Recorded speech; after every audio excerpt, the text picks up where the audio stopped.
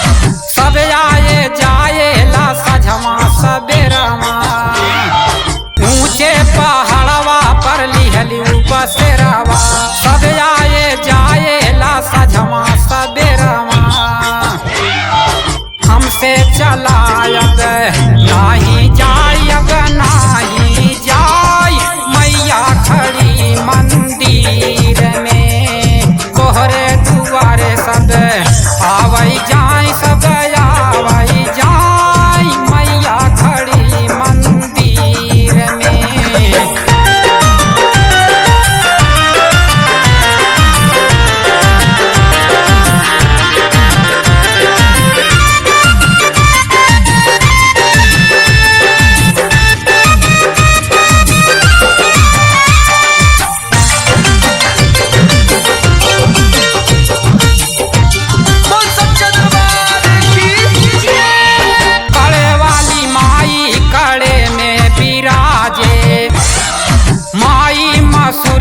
मुकुटवा के साजे कड़े वाली माई कड़े में बिराजे माई मसूरियन मुकुटवा के साजे अलोपिन वाली मसूरियन जाय मैया खड़ी मंदिर में तोहरे दुआरे सब आवई जाय सब आवई जाय मैया खड़ी मंदिर में।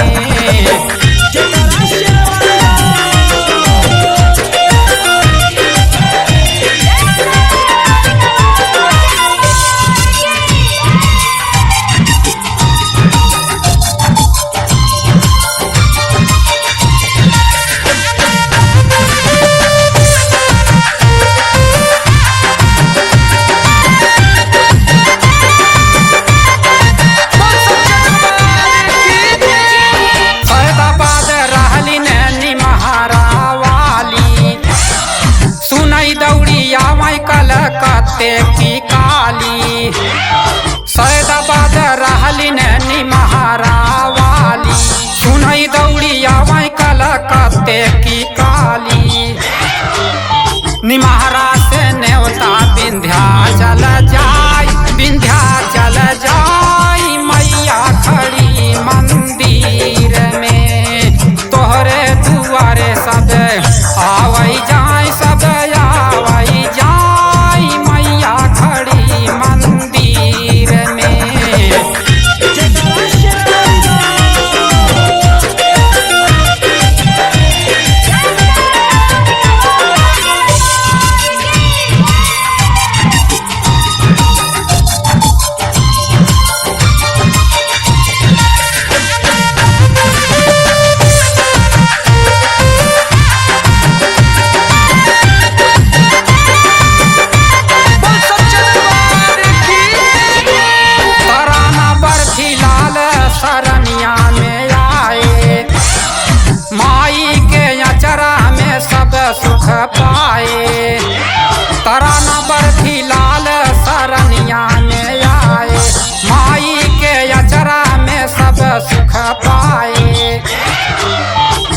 सातौ जने से शीश झुकाई मैया खड़ी मंदिर में।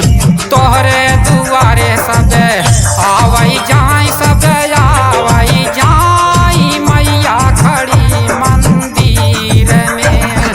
जमुना परोसा फल फरहारी धूप अगरबत्ती महकाई मैया खड़ी मंदिर में। झूला झूलई नीमे के डारी घिया का दिया जलई सुबह शाम मैया खड़ी मंदिर में। धूल चढ़ाई नरियर चुनरी चक्र धनुष सोहे तलवार मैया खड़ी मंदिर में। बर्फी लाल तराना गावई सातौ आठौ से शीश झुकावई सब मिल के दई दया